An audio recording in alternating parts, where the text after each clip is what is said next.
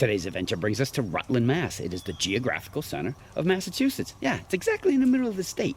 And they have a tree there called the Central Tree to mark the spot. There's a fence around it and a sign, so you know it's official. Before we get started, we have a shout out going to the Rutland Historical Society for providing the pictures, assisting in our research, and confirming our suspicions.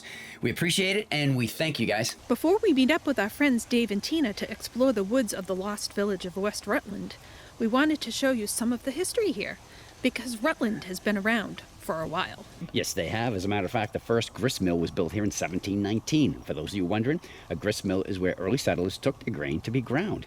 The building is here along Mill Brook, as you can see, and the mill used the water power here to turn large stones to grind the grain into flour or cornmeal, depending whatever grain was being brought in to be ground. So I can bake cookies.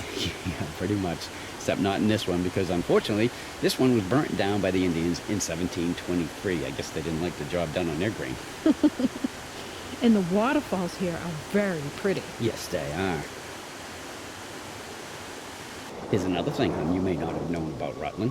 Back in 1777, the Continental Barracks was built here, and it was used until the end of the war in 1783. What war, you might be asking? The Revolutionary War. It actually housed British and German POWs. Now, the barracks is long gone, but there is a plaque, and the Historical Society actually has a door from the guard shack in their collection. How cool is that? Very cool. And that wasn't the only prison camp. Nope, because back in 1903, the Rutland Prison Camp was built, and it had its own tuberculosis hospital. Now, Sharon and I have already been there, and the eye that just popped up will take you to the video on that. It's abandoned now. It suffered the same fate as the west of West Rutland Village due to Boston's drinking problem. Well, they were thirsty and they needed water. Okay. We are at the West Rutland train station. Yes, we are. It was built in 1887, and it was abandoned in 1927, again due to the water issue, but they had a good 40-year run, hon. Now, there is a cellar hole here that we're trying to find, but there's something else we want to find too, so let's go. This is the West Rutland Railroad Station cellar hole. Check that out. It's very square. There's a wall over there. And, babe, Yes. what are you doing? Oh, Brandon and I are waiting on a train here at the West Rutland Railroad Station. Ooh, I'll get that right. And you know what? It happens to be the name of the geocache, too. So we're going to do what we do and get back to the video. We are standing in a picnic grove, and what you're looking at right there is a memorial stone for the lost village of West Rutland. Near that stone used to stand a junior high school. And as we pan along this road, there were 3 waterfront homes right on Middle Pond. But they're all gone now because the Ware River became a watershed for the Quabbin Reservoir. And that river ran through West Rutland and the prison camp. So the state of Massachusetts just came in and took all the land by eminent domain, all in order to get drinking water back to Boston. We're here today to see what remains we can find of the lost village of West Rutland and look for a few cellar holes and something really cool on a deserted island, hon. So we're going to go meet up with our friends Dave and Tina and get this adventure started. Let's go. All right, everyone, our friends Dave and Tina have joined us today. We're going to go out and try and find some of the foundations that remained here in the lost village of West Rutland. Our first stop today takes us to the West Rutland Cemetery. It was one of the only places in the village that was left untouched and unaffected by the Quabbin Reservoir project. The former residents of the village that are buried here got to keep their final resting spot. And if you go straight through the cemetery, you will come to the kids' favorite swimming hole back in the day. Right here on Long Pond. And as we pan to the left, you can see that's where it got its name from. It's pretty long. Check out this area. There's some hardcore jumping into the water here. Rope swinging. And I'll tell you, if it wasn't cold out, all 4 of us would be doing it. But even for the video, Dave said no. Yeah. Anyway, I'll say maybe. It's not a hard no. Oh yeah, I'm a diva, not a diver, right? A hiking diva. Over there's some pretty colors in the trees. And there is nice views along this walk. And it is very popular with the fishermen. So we've come across another tree with steps in it, and we're like, where is the rope? Can't see it anywhere. Then Tina said, hey, look down. Yeah, wonder how that last rope swing went for that guy. Making sure that these are still on there. I don't want to be like that tree we just saw. Oh, that's right, we forgot. You work for OSHA. This is as high as I go. All right, so we'll be heading into the woods, but just so you know, we intend to have a ball today. We've come to the first of 3 farmer properties we're hoping to find today. Welcome to the Coughlin home. Yep, this picture was taken February 1932, and we believe it was taken by the state to document all the properties that were being taken by eminent domain.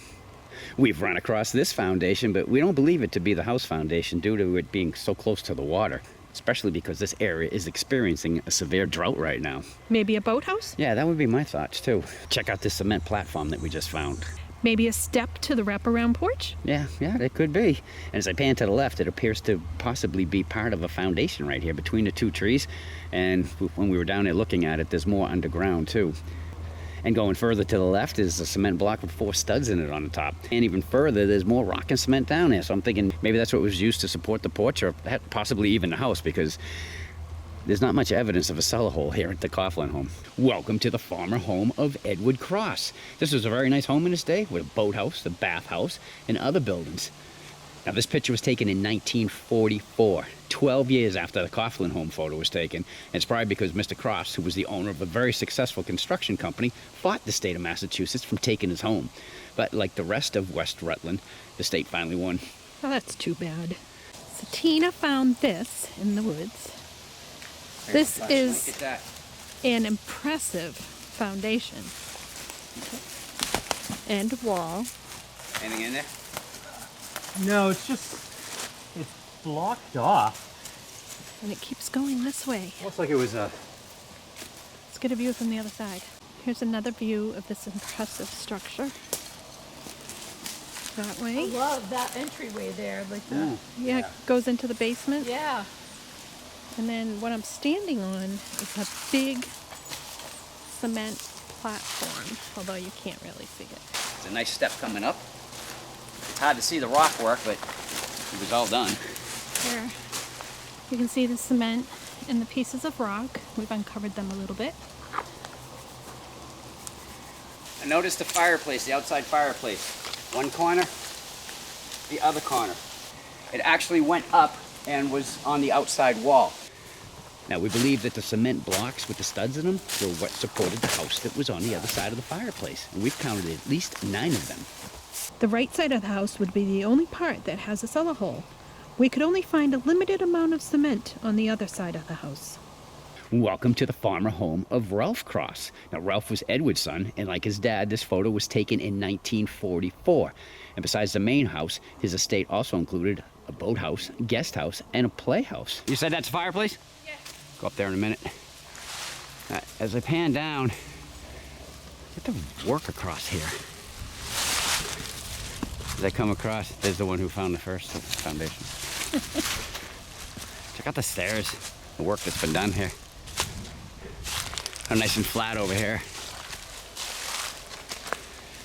Now this is the fireplace that Cheryl found, and we believe it would have been this one on the house.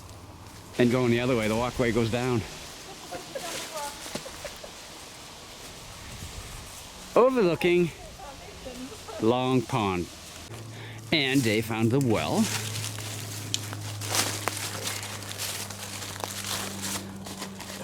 Yeah, see bottom. Oh, yeah, you can actually see the plumbing down there too. So another rope swing tree that, well, worked until the last time. Don't see any bubbles coming up, dude. Cheryl, that is an extremely expensive camera you're holding. You may come get the camera. You intend to come out and try to follow this path. Sometimes you're going to see it, sometimes you're not. You're just going to have to wing it. So it is a nice walk along Long Pond, though. All right, this is what we told you. Sometimes you just lose the path and you need to, well, make your own. So that's what we're doing right now. We're going to cut right through here. We are almost to the island.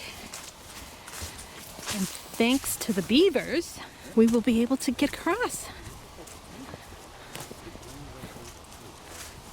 Get up! Get up. She was doing a backstroke on land. Oh, she's funny, haha. Till she rolls in something stinky. All right, now check it out. How cool is this?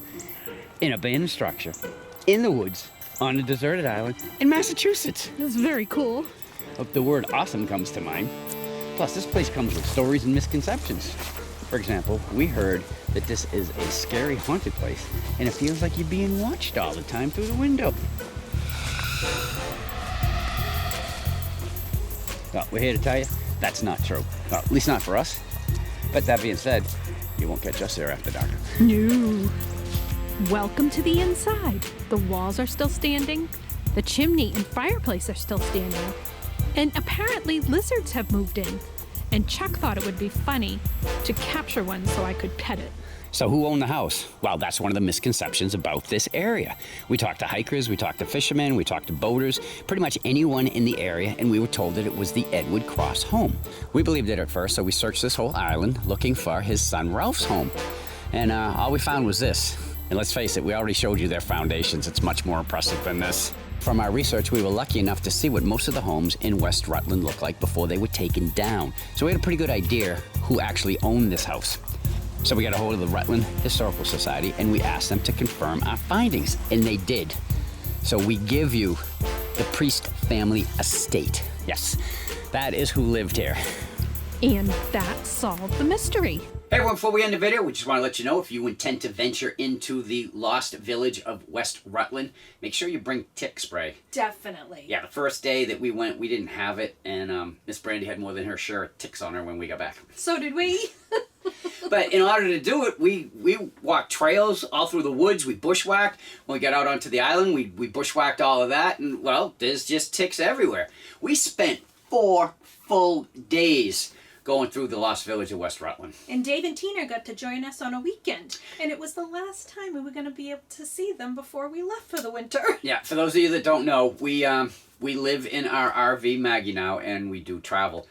You can check us out on Get Gone With Us if you're interested in that. But we didn't get a chance to end the video like we normally do. So on behalf of the adventure team, myself, my lovely wife Cheryl, Dave, Tina, and Barry, if you like what you saw, we'd appreciate that thumbs up as always. You want to follow along with everything we do here on the We Have Mud Fun channel, just click and you're in. If you have any questions or comments, you can put them right down below.